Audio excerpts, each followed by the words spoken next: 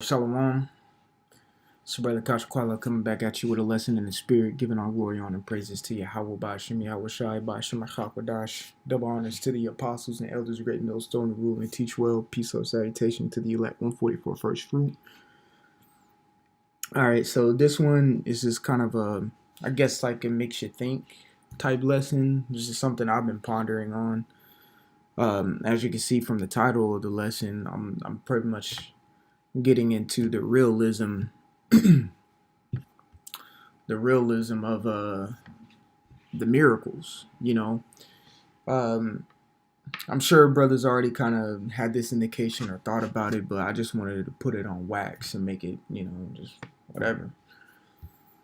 You can't. The main thing I want to do is you can't expect these miracles that are going to happen to look like some anime Dragon Ball Z shit that you watch on TV.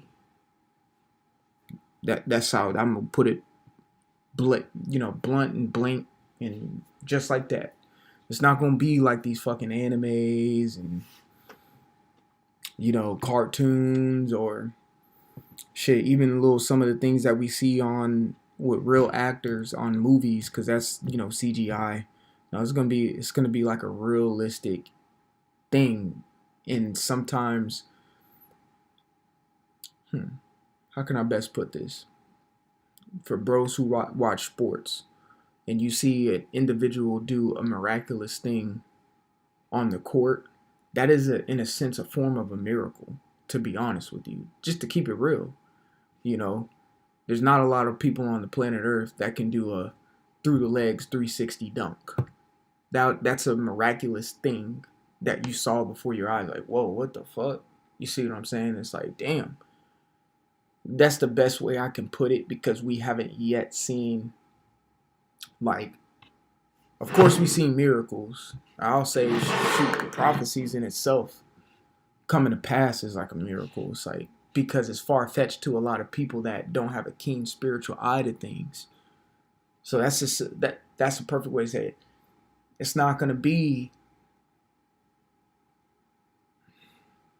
see, it's kind of tough to say.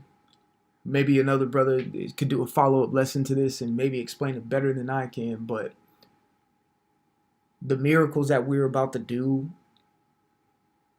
millions of people don't have a keen eye to the spirit, so they're gonna think it's a fucking reach, or it was an act, or it was a stunt, or they're gonna be like, okay, where's the cameraman? You see what I'm saying? These miracles are gonna be very. It's just the realism of it.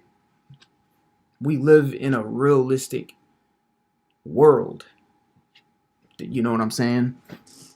You can't expect some anime crap to be going on. You know what I'm saying? AKA like healing a person. It's gonna be real, man. It's hard to, like, I can envision it. I can see it in my mind right now, but it's kind of hard to kind of explain. I just wanted to make the point. That's the main point. Don't expect it to be some anime crap, some cartoon crap. You know what I'm saying? The miracles are going to be so realistic that it's going to look extremely, extremely far-fetched to people. So I know I'm in Acts 2, but let me get John real quick. Matter of fact, I'll start at Acts 2. This is where they're speaking in tongues. I'm going to get to the spirit. I mean, through the spirit, I'm going to get to the point.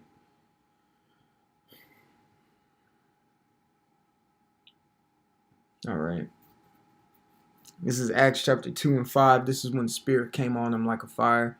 It says, and they were dwelling in Jerusalem, at Jerusalem, Jews, devout men, and out of every nation under heaven. Now when this noise, so like, let me just start at 1:1. I'm tripping. That's where the Acts 2 and 1, it says, in the day of Pentecost was fully come, they were all in one accord in one place, and suddenly there came a sound from heaven as a rushing mighty wind, and it filled all the house where they were sitting.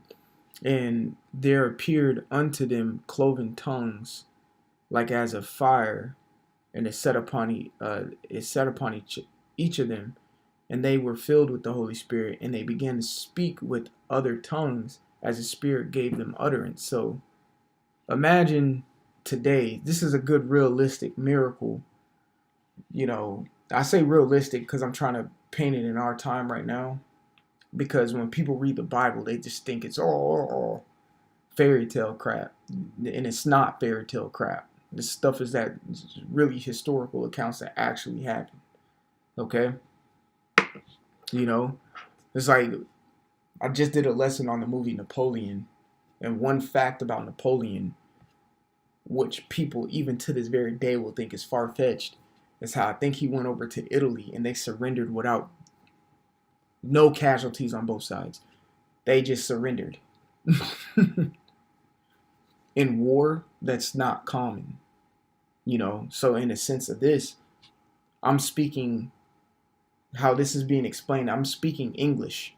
All right. Matter of fact, let me read down verse 7. It says, "And they were all amazed and marveled, saying one to another, Behold, are not all these which speak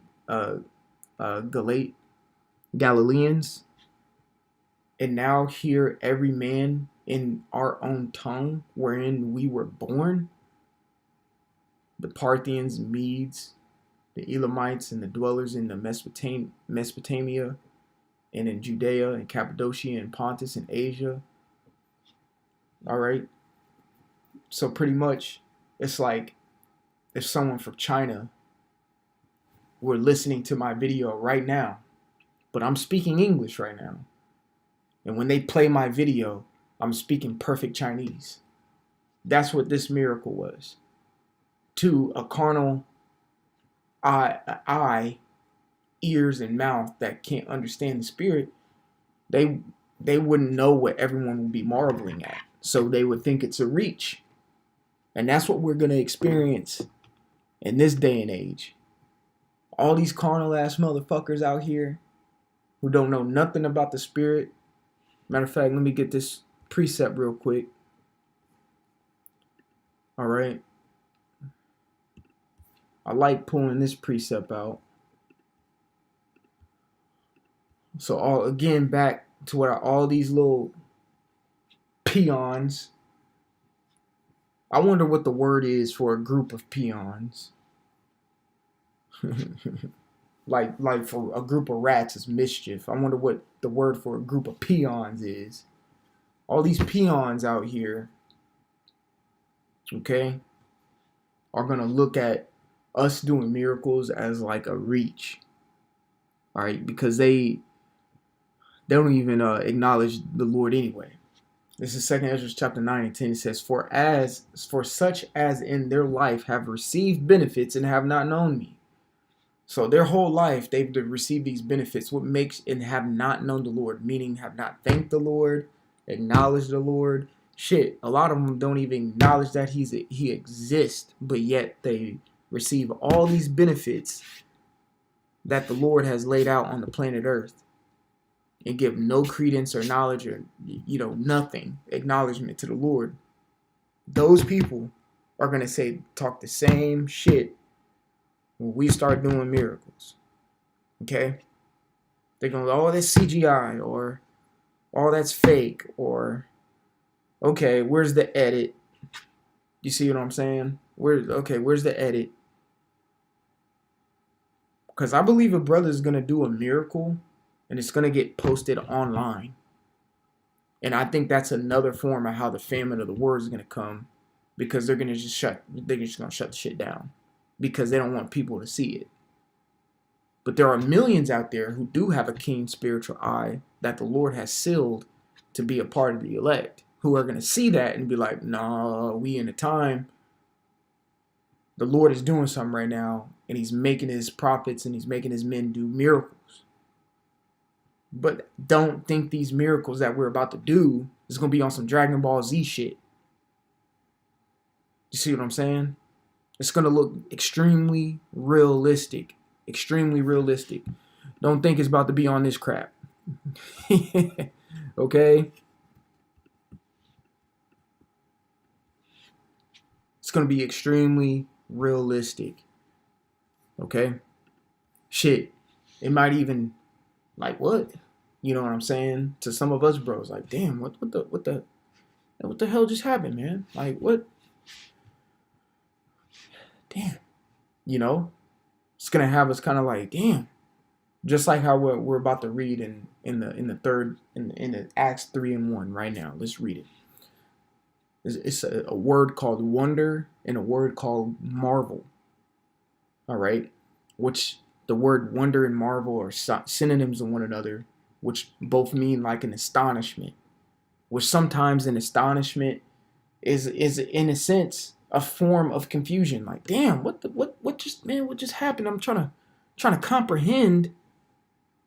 I'm trying to comprehend this because let's keep it real, bros. All of our lives, however long you've been on this earth, where you've been on this earth for 18 years, all the way up to 50 years, we've seen the same bullshit each and every single day. Wake up, go to work, clock in, clock out, go to lunch, come home.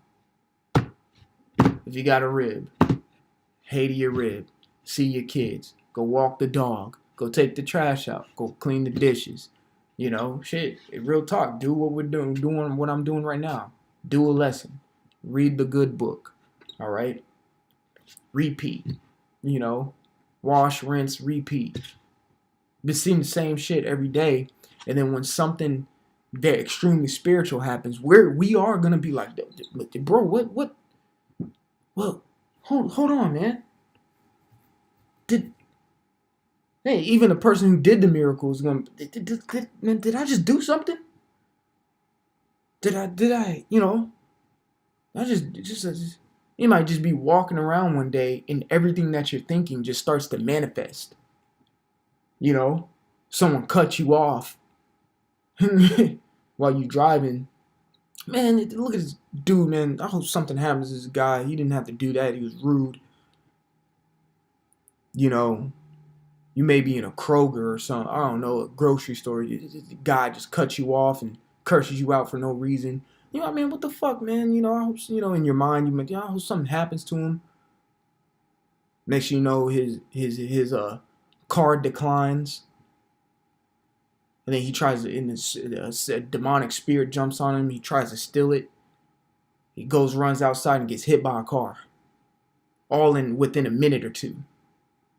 And you're like, hold the fuck on, man. You know, what's going on? It's far-fetched. And then when you tell your testimony to somebody, only a keen spiritual ear is going to receive it. You see, these miracles are going to be different, man. Okay? Or you may see someone in a wheelchair and you're like, man, damn, man, Jake going through it, man. I wish, you know, I pray that man could walk. You just say it under your breath. Then no one was listening to you. Next thing you know, this man just gets out of his seat. You may be in front of a, you know, I don't know, you may be going to watch a movie. You may be with your rib going to watch a movie and he's this man in a wheelchair. He's like, damn, man, you maybe talk to your rib or something. Like, damn, man, look at our people, man. It's jacked up, man. I wish that man could walk. You just talking to your rib under your breath. He didn't even hear a lick of what you're saying, but then jumps up out of his wheelchair and the spirit automatically tells him to run over to you and thank you. Think about this, man. The miracles are going to be realistic to the point where it's like, damn. They ain't going to be on this anime crap or on these movies and stuff. Okay, don't get me wrong. The miracles and the power and the spiritual power is going to intensify as the days grow more and more tense. As Jacob's trouble gets more and more tense. We always say it. You know, World War III is happening right now. You see what I'm saying? World War III is happening right now. Shit, we could say the same thing. Jacob's trouble is happening right now. It's just not as intensified as we all imagine it to be. Jacob's trouble is happening right now. Ain't Jake in trouble right now? Ain't Jake getting fucked up? Ain't Jake dying? Ain't Jake getting judged? Absolutely. The Jacob's trouble, when we mention Jacob's trouble, we're talking about the intensifying part, but we're sitting here in it. Jacob's trouble is right now. You walk outside, it's not guaranteed that you're safe. Jacob's trouble is right now.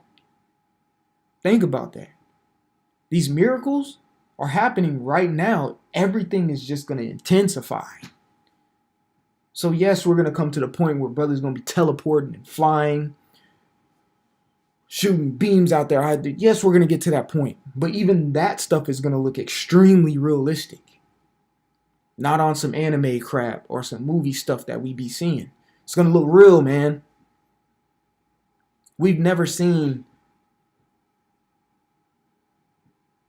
like it speaks of in 2 Ezra 13 chapter, we never seen those things mixed together into a a beam, a spiritual beam. We haven't seen that. These things are going to be foreign to our own eyes. The difference is we believe and others don't. So let's get to Acts 3. Salakia for rambling so much. Acts 3:1 says, now Peter and John went up together into the temple at the hour of prayer, being the 9th hour. And a certain man, lame from his mother's womb, was carried, meaning he's a grown ass man now, and he's lame, meaning can't walk, his legs ain't working.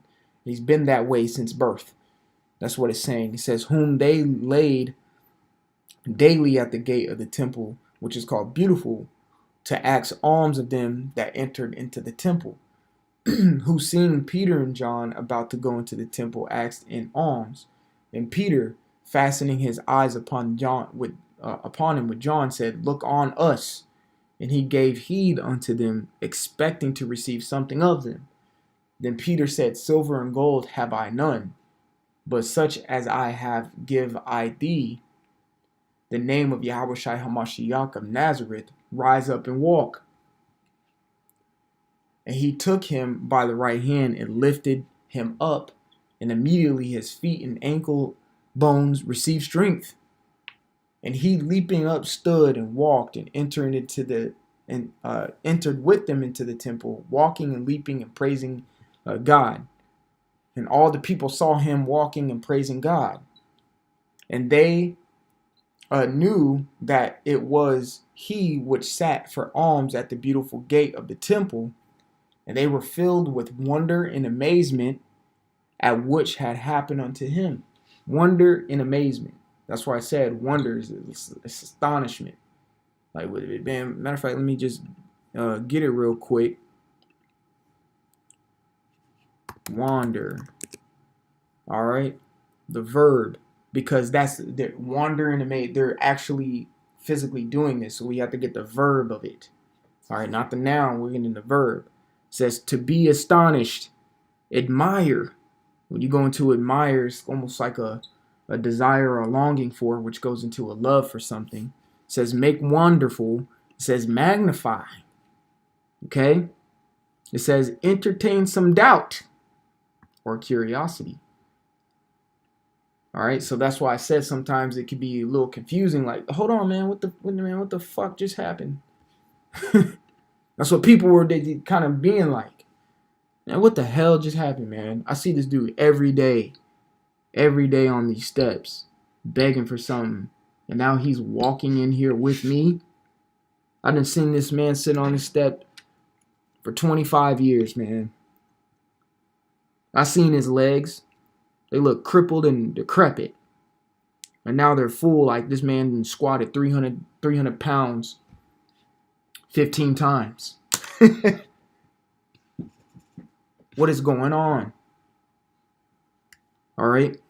Verse 11, it says, and as the lame man which was healed held Peter and John, and all the people ran unto them in the porch, this that is called Solomon's, greatly wondering.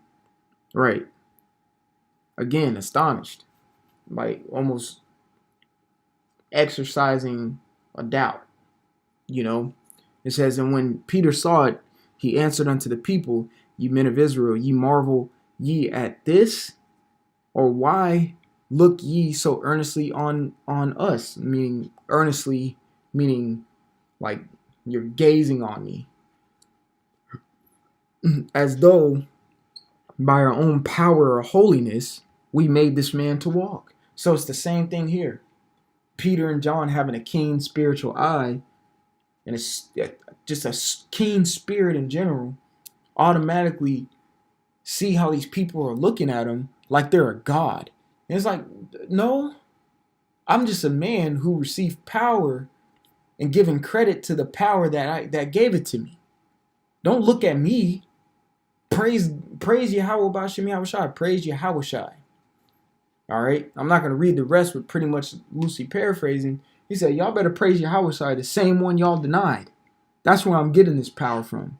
So this brings me to my final and last point about spiritual power and these miracles that are going to happen in our lifetime when YouTube is still up, when TikTok is still up, when Instagram is still up, when Snapchat is still up, all these other social media, when they're still up, because people are going to see it. People are going to see these things happen. And they're going to claim it as far-fetched, and some are going to claim it as that's the Lord. This is John 2:1. This brings me to my next and final point. In the third day, there was a marriage in Cana of Galilee, and the mother Yahushai was there, Mary, and both Yahushai was called and his disciples to the marriage. Verse 3, it says, and when they wanted wine, the mother of Yahushai saith unto him, they have no wine. All right, I'm sorry, I'm being kind of dramatic. I'm in like story mode. You know, that's how Israelites learn, man. Verse 4, it says, and Yahushai saith unto her mother, woman, what have I to do with thee? Mine hour is not yet come. So he's pretty much, what does this got to do with me? Woman, like, why are you coming to ask me? His mother saith unto his servants, whatsoever he saith unto you, do it. You know, so she's pretty much like, just do it. You know, the Yahushua is probably like, yeah, all right, get the, you know, it says, and there were set 6 water pots of stone after the manner of the purifying of the Jews, containing 2 or 3 firkins apiece.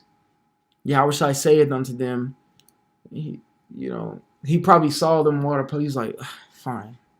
Where's he? You know, let me see what I can do here. Started improvising. Yahushua saying unto them, fill the water pots with water, and they filled them up to the brim. So it's like, you see them water pots over there? Take them water pots, go fill that up with water. Okay, since I just got to do something about this, they'll fill them up with water and then go take them out. Verse 8 says, and he saith unto them, draw out now and bear unto the governor of the feast, and they bear it. So the disciples, remember, filled these up. Okay? And it says when the ruler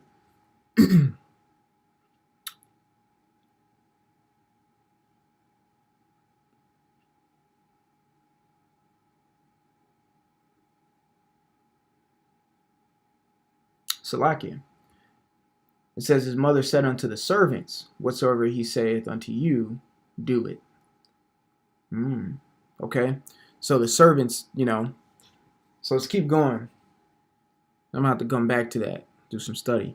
It says, and he said, draw them out now. It says, so when the ruler of the feast had tasted the water that was made wine and knew not whence it was, so he didn't know where it came from. He just needed the wine. It says, but the servants which drew the water knew. The governor of the feast called the bridegroom and saith unto him, every man at the beginning does set forth good wine, and when men have well drunk, then that which is worse, but thou hast kept the good wine until now. So pretty much he's like, man, we've been drinking some mediocre wine. Now you want to bring the good stuff out. That's how you know that, you know, the miracle of what he had that good wine. It says in the beginning of this beginning of miracles did Yahushai in Cana of Galilee and manifested forth his glory, and his disciples believed on him. So my point of the matter why I'm reading this, because that's like a realistic miracle that happened. The point of the matter I'm reading this, some of the miracles that we do is just going to be amongst the brotherhood. You see what I'm saying? It's just going to be amongst us. The scriptures also do say the Lord is going to sift the house of Israel. We're seeing that. And like I said, with World War III, Jacob's trouble, the sifting is going to intensify as well. The Lord is going to put a spirit and give a man spiritual power, right? And some men who've been in the camps and been preaching for whatever are not going to believe it and be sifted out. That's an intense sifting right there. That's an intense sifting. Think about that. Okay? There's going to be a man, I don't know who it is. Could be you, could be me, could be your camp leader. Doesn't matter. Whoever the Lord chooses could do a miracle. All right? Could do a miracle. So realistic. It looks so far-fetched that some men who've been preaching for 10, 15 years, 5 years, 3 years are going to be like, nah, that ain't real. And fall out. And these other camps are going to scoff, saying it's a reach. So some of these miracles are going to be done in-house just to sift. Think about that. Because that's exactly what happened here. This miracle happened in-house. It don't always got to be broadcast to the world. It could be right here in-house, in your camp. And that's how the Lord can sift to see who really believed or who really didn't. You know? So Lord willing, I was edifying. I want to give all glory, honor, and praises to Yahweh Bashim, Yahweh Shai, Bashim HaKadosh. Double honors to the apostles and elders of Great Millstone. We want to teach well. Peace, love, salutation to the elect. 144 first fruit. Until the next time, we'll say shalom. And like always, repent, for Yahweh Shai is coming back sooner than what me and you believed. Shalom.